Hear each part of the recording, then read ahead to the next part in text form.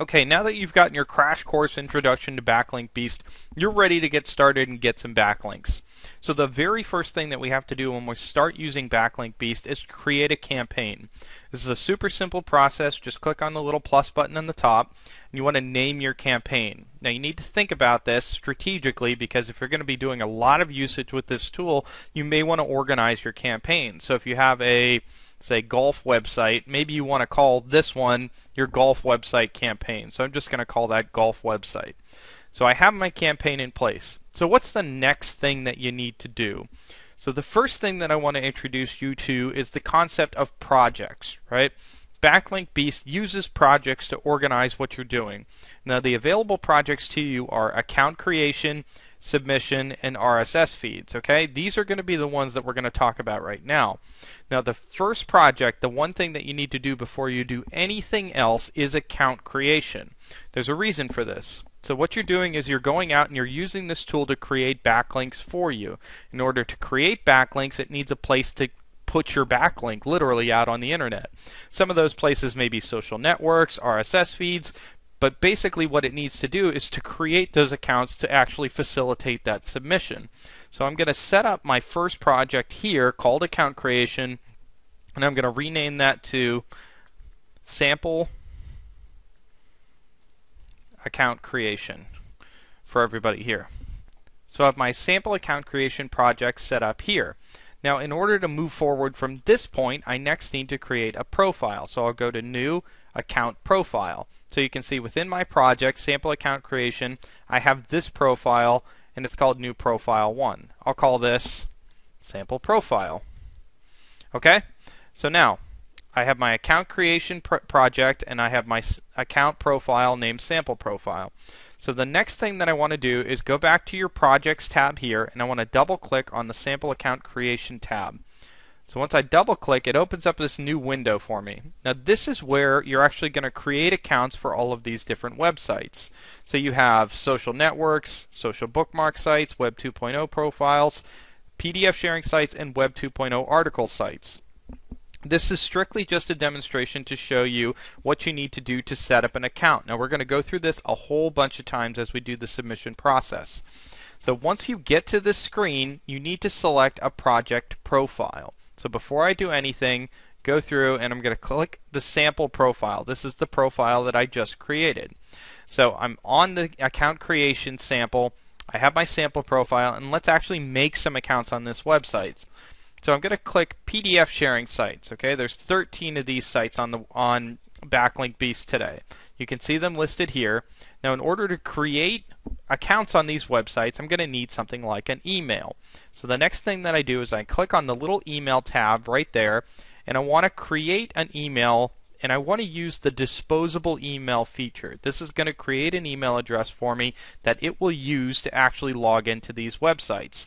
So I choose from this. You could use, previously generated Gmail, Hotmail, Yahoo, but the disposable email one basically means you don't have to do any of that work. So I pick that, then I hit auto create email. So basically what Backlink Beast is doing for me right at this moment, it's going out, it's making an email address for me, and it's something that I'm going to be able to use to register on these sites. So you can see it's finished. So here's my email address. I don't need to put in a password, it's automatically generated. So I go back to my created account.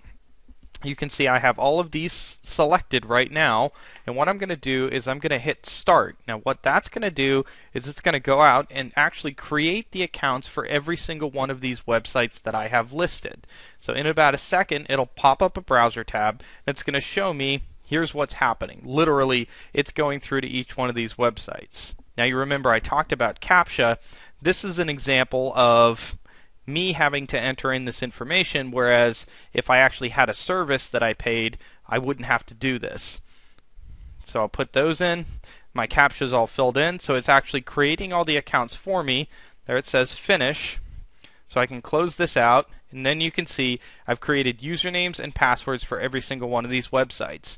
Now once you do that step, the next thing that you need to do is verify these. So I'll click on the verify email, and this is going to go through and validate that every single one of these accounts is in fact set up and active.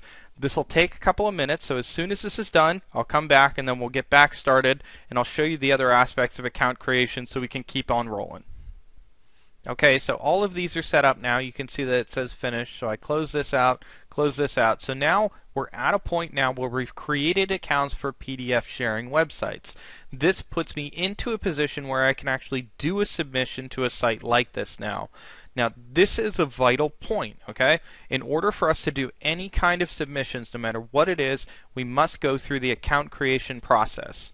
Now, the catch, of course, is that we do not have to do this every single time. I have a sample profile right now that's set up with PDF sharing websites already having accounts on them. It doesn't mean that I don't have the option to go set up sample profile 2. Let's say I rename this. And then within sample profile 2, I can go do the same exact thing, set up more accounts, create more accounts, tie them in. So if I wanted to go and set up a new account creation project, double click that.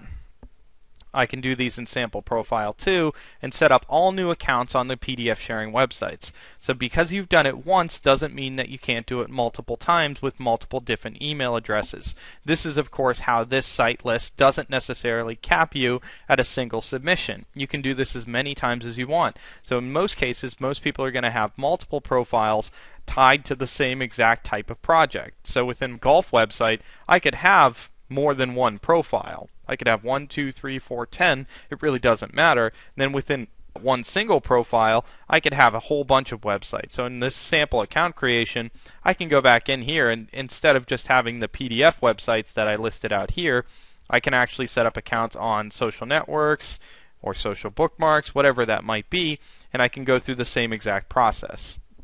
Now with the PDF sharing sites, just to show you the demonstration, we have 13 sites that are selected. You can see the usernames and passwords. So if I were to go to docdroid.net, I could use this username and this password to actually log into that website now. That is in fact an active account. So that is the most important aspect of this tool. So I can't stress that enough. Once this is done, you are good and ready to actually start submissions for PDF sharing websites. Now if I want to submit to social networks, I need to create them for that. If I want to do social bookmarks, I need to create them for that, so on and so forth. But once you have this piece of the tool down, you are good to go.